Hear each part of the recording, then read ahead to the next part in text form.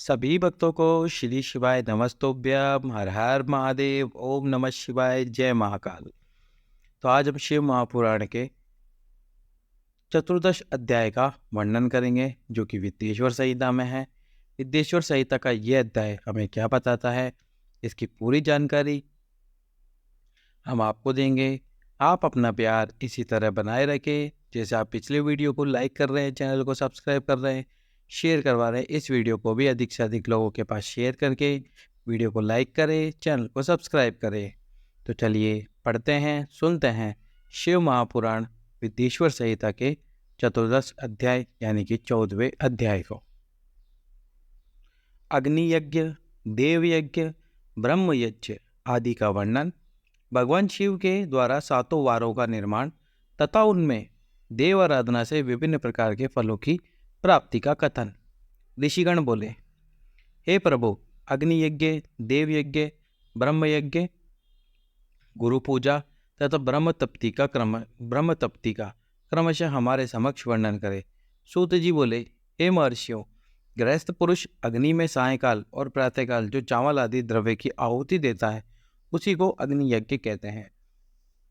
जो ब्रह्मचर्य आश्रम में स्थित है तथा उन ब्रह्मचारियों के लिए समाधि का आदान ही अग्नि यज्ञ है, वे समिधा का ही अग्नि में हवन करे। हे ब्राह्मणों, ब्रह्मचर्य आश्रम में निवास करने वाले द्विजों का जब तक विवाह न हो जाए और वे उपास नागिन की प्रतिष्ठा न कर ले, तब तक उनके लिए अग्नि में समिधा की आहुति, व्रत आदि का पालन, विशेष यज्ञ आदि ही कर्तव्य है। यही उनके लिए अग्नि यज्ञ है। हे द्विजो, जिन्होंने बाह्य अग्नि को विसर्जित करके अपनी आत्मा में ही अग्नि का आरोप कर लिया है, ऐसे वानप्रस्थियों और सन्यासियों के लिए यही हवन या अग्नि यज्ञ है कि वे विहित समय पर हितकर, परिमित और पवित्र अन्न का भोजन कर ले। उपास नागिन को ग्रहण करके जब कुंड अथवा भांड में सुरक्षित कर लिया जाए, तब उसे अजस्त्र कहा जाता है। राज विप्लव या दुर्देव से अग्नि त्याग का भय उपस्थित हो जाने पर जब अग्नि को स्वयं आत्मा में अथवा अग्नि में स्थापित कर लिया जाता है, तब उसे समारोपित कहते हैं। हे ब्राह्मणों, सायंकाल अग्नि के लिए दी हुई आहुति संपत्ति प्रदान करने वाली होती है, ऐसा जानना चाहिए, और प्रातःकाल सूर्य देव को दी हुई आहुति आयु की वृद्धि करने वाली होती है। यह बात अच्छी तरह समझ लेनी चाहिए। दिन में अग्निदेव सूर्य में ही प्रविष्ट हो जाते हैं, अतः प्रातःकाल सूर्य को दी हुई आहुति भी अग्नि यज्ञ ही है। इंद्र आदि समस्त देवताओं के उद्देश्य से अग्नि में जो आहुति दी जाती है, उसे देव यज्ञ समझना चाहिए। स्थालीपाक आदि यज्ञों को देव यज्ञ ही मानना चाहिए। लौकिक अग्नि में प्रतिष्ठित जो चूड़ाकरण आदि संस्कार निमित्तक हवन कर्म है, उन्हें भी देव यज्ञ के ही अंतर्गत जानना चाहिए। अब ब्रह्म यज्ञ का वर्णन सुनिए। द्विज को चाहिए कि वे देवताओं की तृप्ति के लिए निरंतर ब्रह्म यज्ञ करे। वेदों का जो नित्य अध्ययन होता है, उसी को ब्रह्म यज्ञ कहा गया है। प्रातः नित्य कर्म के अनंतर सायंकाल तक ब्रह्म यज्ञ किया जाता है, उसके बाद रात में इसका विधान नहीं है। अग्नि के बिना देव यज्ञ कैसे संपन्न होता है, इसे आप लोग श्रद्धा से और आदरपूर्वक सुनिए। सृष्टि के आरंभ में सर्वज्ञ, दयालु और सर्वसमर्थ महादेव जी ने समस्त लोगों के उपकार के लिए वारों की कल्पना की। वे भगवान शिव संसार रूपी रोगों को दूर करने के लिए वैद्य हैं, सबके ज्ञाता हैं तथा समस्त औषधों के भी औषध हैं। उन भगवान ने पहले अपने वार की कल्पना की, जो आरोग्य प्रदान करने वाला है। तत्पश्चात उन्होंने अपनी माया शक्ति का वार बनाया, जो संपत्ति प्रदान करने वाला है। जन्म काल में दुर्गतिग्रस्त बाल की रक्षा के लिए उन्होंने कुमार के वार की कल्पना की। तत्पश्चात सर्वसमर्थ महादेव जी ने आलस्य और पाप की निवृत्ति तथा समस्त लोगों का हित करने की इच्छा से लोक रक्षक भगवान विष्णु का वार बनाया। इसके बाद सबके स्वामी भगवान शिव ने पुष्टि और रक्षा के लिए आयुकर्ता तथा त्रिलोकाष्ट परमेष्टि ब्रह्म का आयुष्कारक वार बनाया, जिससे संपूर्ण जगत के आयुष की सिद्धि हो सके। इसके बाद तीनों लोगों की वृद्धि के लिए पहले पुण्य पाप की रचना की, तत्पश्चात उनके करने वाले लोगों को शुभाशुभ फल देने के लिए भगवान शिव ने इंद्र और यम के वारों का निर्माण किया। ये दोनों वार क्रमशः भोग देने वाले तथा लोगों के मृत्यु भय को दूर करने वाले हैं। इसके बाद सूर्य आदि 7 ग्रहों को, जो अपने ही स्वरूप भूत तथा प्राणियों के लिए सुख दुख के सूचक हैं, भगवान शिव ने उपयुक्त 7 वारों को स्वामी निश्चित किया। वे सब के सब ग्रह नक्षत्र के ज्योतिर्मय मंडल में प्रतिष्ठित हैं। शिव के वार या दिन के स्वामी सूर्य हैं। शक्ति संबंधी वार के स्वामी सोम है। कुमार संबंधी दिन के अधिपति मंगल है। विष्णु के स्वामी बुध हैं। ब्रह्मा जी के वार के अधिपति बृहस्पति हैं। इंद्रवार के स्वामी शुक्र, यमवार के स्वामी शनिश्चर हैं। अपने अपने वारों में किए हुए उन देवताओं की पूजा उनके अपने अपने फल को देने वाली होती है। सूर्य आरोग्य के और चंद्रमा संपत्ति के दाता हैं। मंगल व्याधियों का निवारण करते हैं। बुध पुष्टि देते हैं। बृहस्पति आयु की वृद्धि करते हैं। शुक्र भोग देते हैं और शनिश्चर मृत्यु का निवारण करते हैं। ये 7 वारों के क्रमशः फल बताए गए हैं जो उन देवताओं की प्रीति से प्राप्त होते हैं। अन्य देवताओं की भी पूजा का फल देने वाले भगवान शिव हैं। अन्य देवताओं को भी पूजा का फल देने वाले भगवान शिव हैं। देवताओं की प्रसन्नता के लिए पूजा की 5 प्रकार की पद्धति बनाई गई है। उन देवताओं के मंत्रों का जप, यह पहला प्रकार है। उनके लिए ओम करना, दूसरा दान करना, तीसरा तथा तप करना चौथा प्रकार है।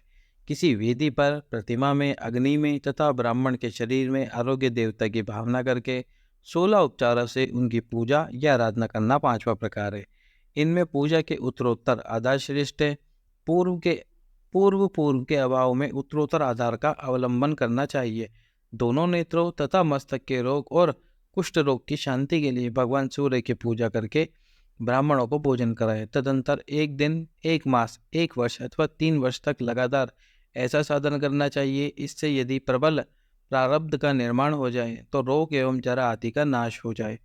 इष्ट देव के नाम मात्रों का जप आदि साधन वार आदि के अनुसार फल देते हैं। रविवार को सूर्यदेव के लिए, अन्य देवताओं के लिए तथा ब्राह्मणों के लिए विशिष्ट वस्तु अर्पित करें। यह साधन विशिष्ट फल देने वाला होता है तथा इसके द्वारा विशेष रूप से पापों की शांति होती है। विद्वान पुरुष सोमवार को संपत्ति की प्राप्ति के लिए लक्ष्मी आदि की पूजा करें